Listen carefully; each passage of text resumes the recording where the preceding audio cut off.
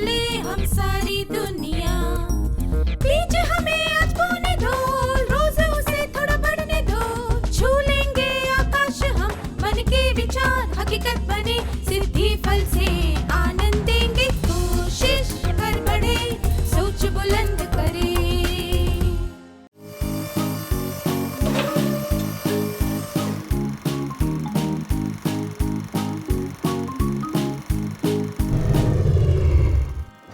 नमस्ते छात्रों, आप सब से फिर से मिलकर बहुत खुशी हो रही है। जब से हमने रचनात्मकता के बारे में बातें करना शुरू किया है, तब से क्या आपके मन में नए नए विचार जन्म लेने लगे हैं? ये तो बहुत अच्छी बात है। आइए, आज की शुरुआत हम एक कहानी से करते हैं। आप स्कूल के बगीचे में पाइप से पानी डाल रहे हैं। आपसे छोटा एक विद्यार्थी आपके पास आकर मदद मांगता है।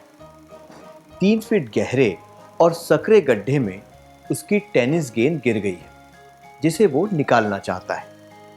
आप हाथ डालकर गेंद निकालने की कोशिश करते हैं, पर वो नहीं निकलती। गेंद निकालने के लिए आप क्या करेंगे?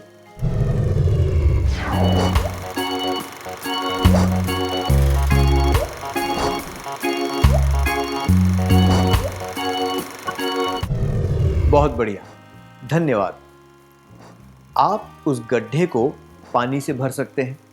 ऐसा करने से गेंद तैरकर ऊपर आ जाएगी। गेंद को गड्ढे से निकालने के लिए आपने एक व्यवस्थित तरीके, या फिर दूसरे शब्दों में कहें तो एक तकनीक का इस्तेमाल किया। वास्तव में देखा जाए तो आपने एक रचनात्मक तकनीक का प्रयोग किया। रचनात्मक सोच को सुधारने के लिए क्या हम कुछ और तकनीकों के बारे में सीखें? एक तकनीक जिससे रचनात्मक सोच को बढ़ावा मिलता है, वो है रूपकों का प्रयोग। कविता पढ़ते वक्त हमने रूपक के बारे में जरूर जाना होगा, है ना? अगर हमें किसी के गुणों के बारे में बात करनी है तो हम अक्सर रूपक का प्रयोग करते हैं। उदाहरण के तौर पर हम कहते हैं कि वो तो शेर दिल है, किसी के साहस के बारे में बताने के लिए, या फिर वो तो कोयल जैसी है, किसी की मधुर आवाज के बारे में बताने के लिए, या फिर उसका दिल तो सोने का है, किसी उदार दिल वाले व्यक्ति के बारे में बताने के लिए। ये रूपक सकारात्मक गुणों के बारे में बताते हैं। नकारात्मक गुण बताने के लिए हम इस तरह की बातें भी कहते हैं। वो तो गुड़कना लोटा है, किसी व्यक्ति के बारे में बताने के लिए जिस पर भरोसा न किया जा सके। वो तो लोमड़ी है, किसी चालाक व्यक्ति के बारे में बताने के लिए। अरे वो तो गिरगिट है, किसी व्यक्ति के बारे में बताने के लिए जो बदलता रहता है। रूपकों का प्रयोग करके हम अपनी रचनात्मक सोच को सुधार सकते हैं। क्या अब हम एक क्रियाकलाप करें? स्क्रीन पर रिक्त स्थान के साथ कुछ वाक्य दिखाए जाएंगे और प्रत्येक वाक्य को पूरा करने के लिए संकेत भी दिए जाएंगे। इन वाक्यों को पूरा करने के लिए आपको रूपक का प्रयोग करना है। सुशील एक क्या है? उस कैदी पर पुलिस वाले किस तरह की आंखें जमाए हुए हैं? समय क्या होता है? रवि का दिल तो किसके जैसा है? विलेन कैसे होते हैं?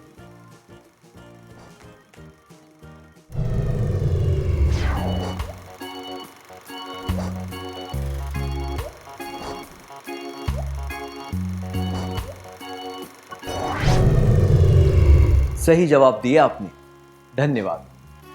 क्या हम कुछ सही उत्तर देख लें? सुशील एक फरिश्ता है। उस कैदी पर पुलिस वाले गिद्ध की तरह आंखें जमाए हुए हैं। समय कीमती होता है। रवि का दिल तो चूहे जैसा है। विलेन पत्थर दिल होते हैं। कुछ गुणों को बताने के लिए आम तौर पर इन रूपकों का प्रयोग किया जाता है, पर हम अपनी कल्पना शक्ति का प्रयोग करके कुछ उचित रूपक बना सकते हैं। बस ये ध्यान रहे कि आप जो कहना चाहते हैं वो बात ठीक से समझ में आ जानी चाहिए। क्या हम देखें कि रोजमर्रा के जीवन में हम रूपकों का प्रयोग किस तरह कर सकते हैं। सबसे पहले आप सबको अपने बारे में बताने के लिए एक रूपक का प्रयोग करना है। फिर एक और रूपक का प्रयोग करके आपको बताना है कि आप भविष्य में क्या बनना चाहते हैं। इसके बाद आपको यह समझाना है कि आपने इन रूपकों का प्रयोग क्यों किया। उदाहरण के लिए आप ये लिख सकते हैं कि मैं एक घोड़ा हूं क्योंकि मैं बहुत फुर्तीला हूं। भविष्य में मैं एक चट्टान बनना चाहता हूं क्योंकि मैं अपने सिद्धांतों पर अटल रहना चाहता हूं।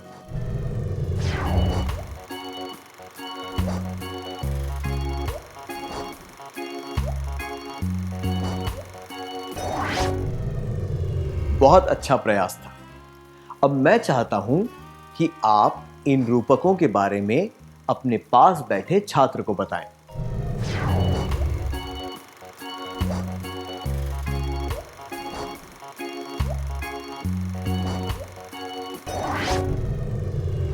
एक दूसरे को अपने रूपकों के बारे में बताने के लिए धन्यवाद।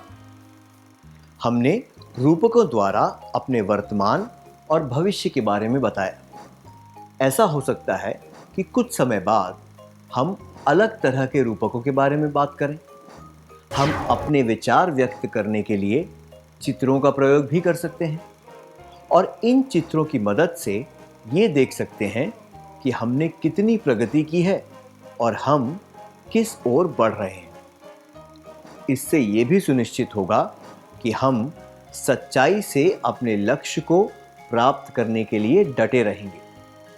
प्रत्येक व्यक्ति एक से ज्यादा रूपकों का प्रयोग भी कर सकता है क्योंकि हर व्यक्ति के कई पहलू होते हैं। अलग अलग समय पर हम अलग अलग पहलुओं के लिए नए रूपकों का प्रयोग कर सकते हैं।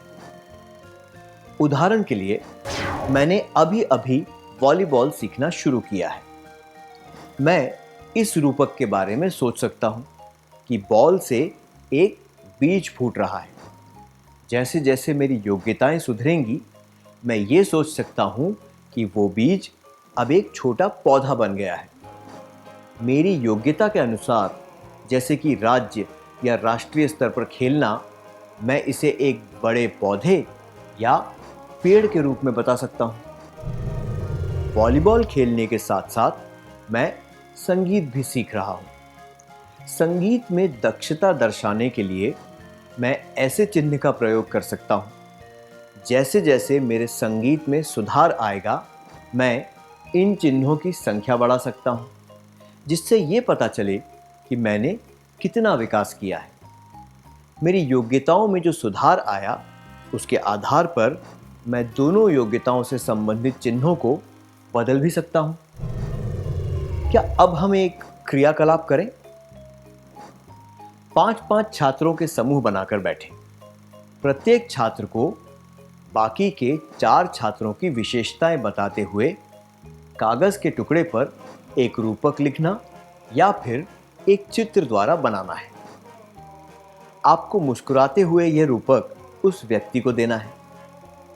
ये ध्यान रहे कि आपको नकारात्मक गुणों के बारे में नहीं बताना है।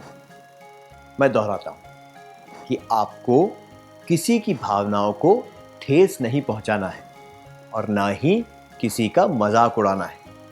ठीक है?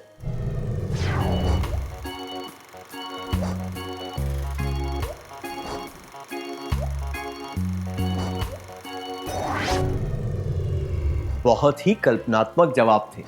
धन्यवाद।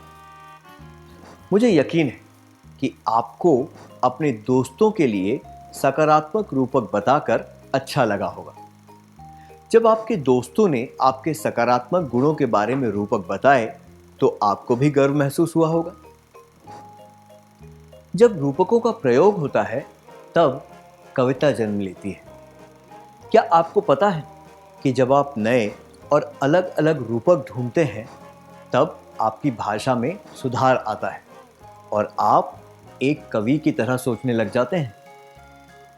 हम मूक अभिनय के खेल के द्वारा भी दूसरों को उनके रूपकों के बारे में बता सकते हैं, पर हमें उनके नकारात्मक गुणों पर ध्यान नहीं देना चाहिए और उनका मजाक नहीं उड़ाना चाहिए। अब एक क्रियाकलाप का समय है। आपको एक व्यक्ति के लिए जन्मदिन का कार्ड बनाना है जिसे आप पसंद करते हैं। आपको एक रूपक चिन्ह बनाना है जो उस व्यक्ति के बारे में कुछ बताता है। उदाहरण के लिए, जो व्यक्ति हमेशा मजाक करता है उसके लिए आप बहुत सारे मुस्कुराते हुए चेहरे बना सकते हैं।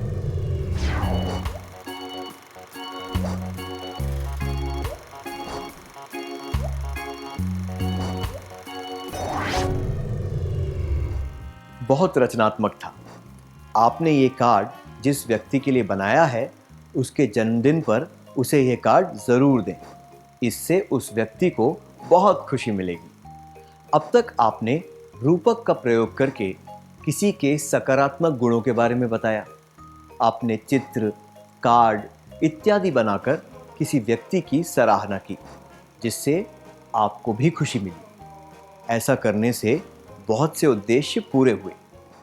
इसलिए रचनात्मक सोच से हम एक तकनीक का प्रयोग अलग अलग परिस्थितियों में कर सकते हैं। इससे कई उद्देश्य भी पूरे हो जाते हैं।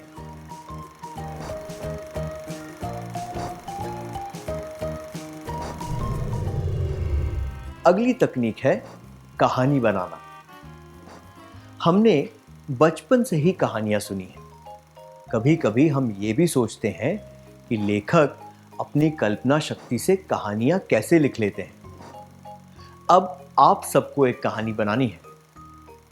आप सोच रहे हैं कि ये कैसे होगा? बहुत आसान है। कल्पना कीजिए कि आपकी मां ने आपको आलू, साबुन, सिरदर्द के लिए बाम और पेंसिल खरीदने के लिए बाजार भेजा है।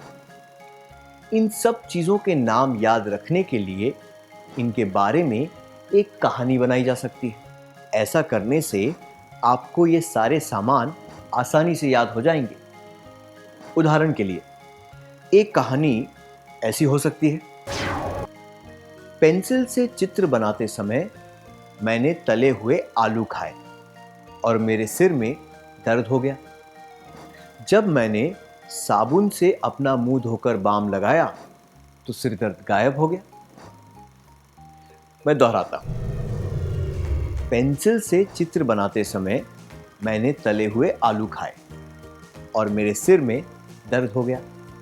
जब मैंने साबुन से अपना मुंह धोकर बाम लगाया तो सिर दर्द गायब हो गया। क्या आपने ध्यान दिया कि हमने अलग अलग चीज़ों को साथ जोड़ते हुए एक छोटी सी कहानी बनाई जिससे हमें ये सारे नाम याद हो गए। इस तकनीक को नेमोनिक कहा जाता है। इस सूची को याद करने के लिए हम सब अपनी सुविधा के अनुसार एक नेमोनिक तैयार कर सकते हैं। हमने देखा कि रचनात्मकता को सशक्त करने के लिए नेमोनिक का प्रयोग किया जा सकता है। अब एक क्रियाकलाप करेंगे। आपको कुछ चीज़ों की एक सूची दी जाएगी। आपको इन शब्दों को जोड़ते हुए एक कहानी बनानी है। ये शब्द हैं चमड़े के जूते, संतरा, कहानी की किताब और गुड़िया। आपको इन शब्दों का प्रयोग करके एक छोटी सी कहानी बनानी है। क्या आप तैयार हैं?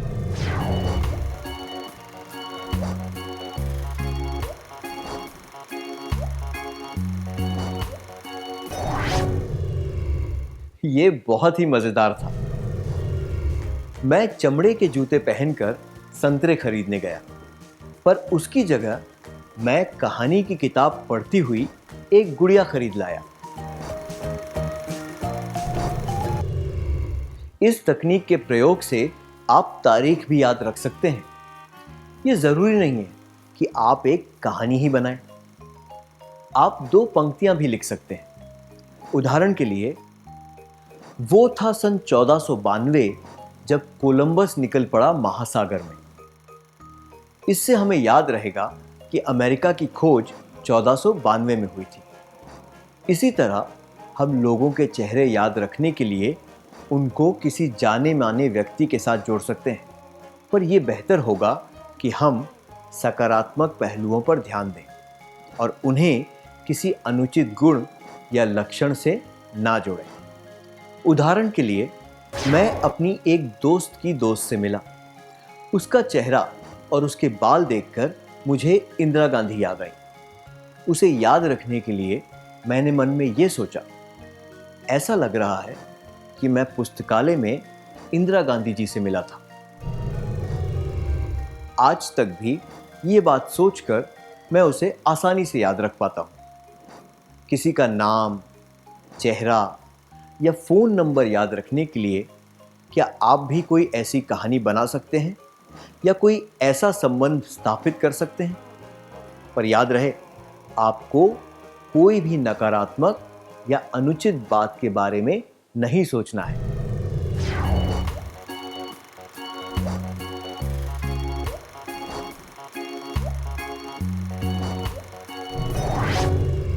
बहुत बढ़िया था, धन्यवाद। हमने इससे क्या सीखा? रचनात्मक सोच से हमें ऐसी तकनीकें बनाने में मदद मिलती है जिनसे हम नाम, नंबर, चेहरे इत्यादि याद रख सकते हैं।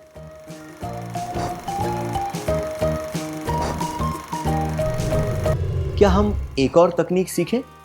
हम अपने हाथों के प्रयोग से परछाई वाली आकृतियां बना सकते हैं।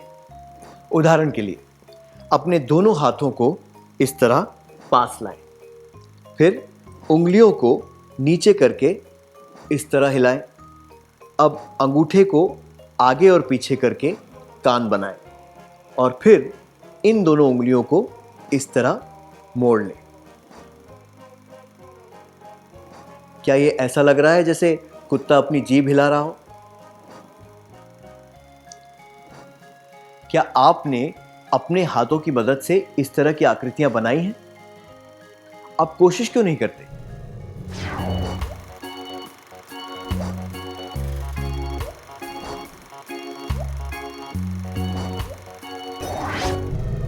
धन्यवाद। अपनी कल्पना शक्ति के प्रयोग से हम ऐसी आकृतियां बना सकते हैं और इनका आनंद उठा सकते हैं। आइए अब एक खेल खेलते हैं। मैं एक शब्द कहूंगा, आपको उस शब्द से संबंधित एक और शब्द कहना है। उसके बाद तीसरे व्यक्ति को दूसरे शब्द से संबंधित एक शब्द कहना है। इस तरह शब्दों की एक श्रृंखला बन जाएगी।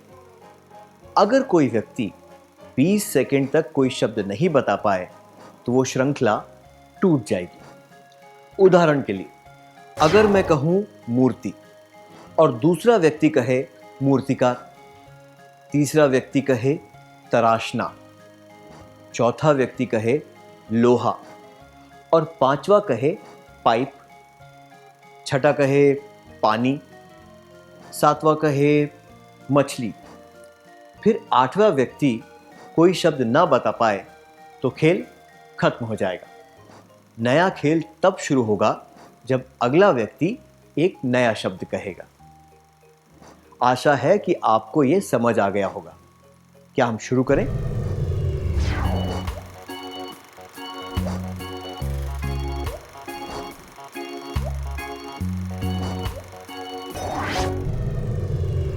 धन्यवाद, ये मजेदार था, है ना? इसी तरह हम एक और खेल खेल सकते हैं जिसमें कुछ शब्दों को दूसरे शब्दों से बदलना है। उदाहरण के लिए, मैं एक वाक्य कहूंगा, एक सिपाही ने एक पदक जीता। दूसरे व्यक्ति को अपनी पसंद का कोई और वाक्य कहना है जो इससे मिलता जुलता है, जैसे कि एक हवाई जहाज बादल में घुसा। अगला व्यक्ति कुछ ऐसा कह सकता है कि गाय ने घास खाई। फिर अगला व्यक्ति ऐसा कह सकता है कि एक हाथी ने चित्र बनाया इत्यादि। क्या आप समझ गए?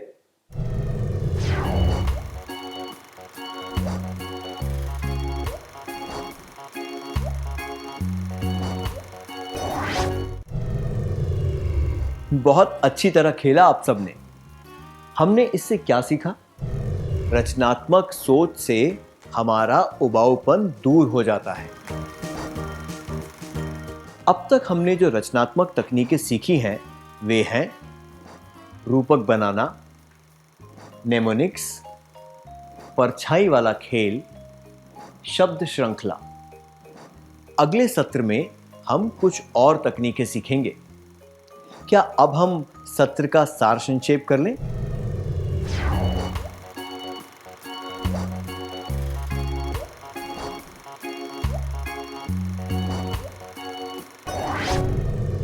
कुछ रचनात्मक तकनीकें हैं रूपक, कहानी बनाना इत्यादि। रचनात्मक सोच से हमें कई उद्देश्य पूरे करने में मदद मिलती है, नेमोनिक बनाने में मदद मिलती है, उबाऊपन दूर होता है। इन बातों को अच्छी तरह याद रखने के लिए क्या हम थोड़ा गृह कार्य लिख लें?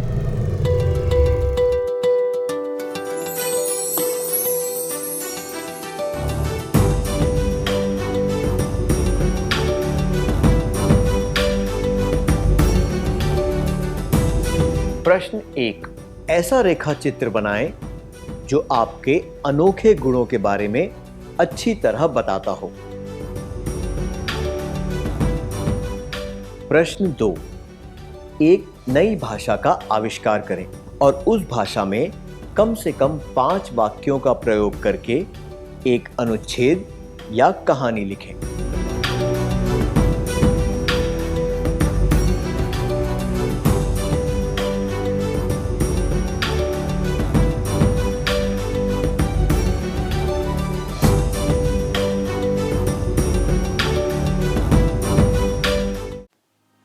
क्या आप अगली क्लास में आने से पहले ये कार्य पूरा करके लाएंगे? तब तक के लिए अलविदा।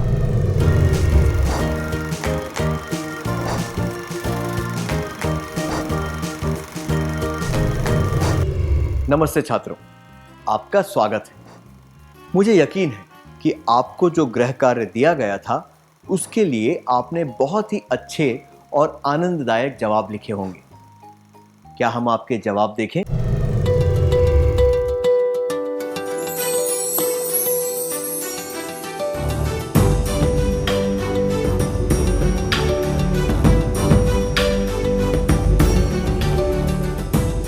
प्रश्न 1, ऐसा रेखा चित्र बनाएं जो आपके अनोखे गुणों के बारे में अच्छी तरह बताता हो। क्या आप अपना चित्र सबको दिखा सकते हैं?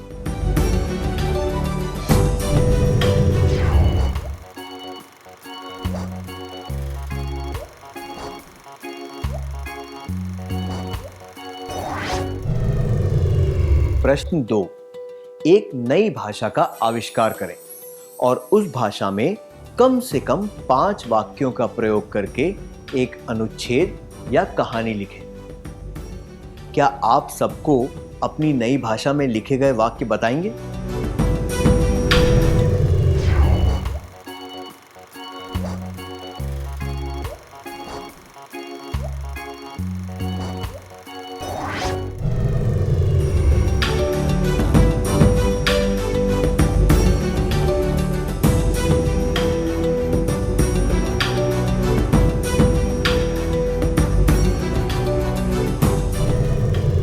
अपनी रचनाओं के लिए धन्यवाद। क्या हम अगला सत्र शुरू करें?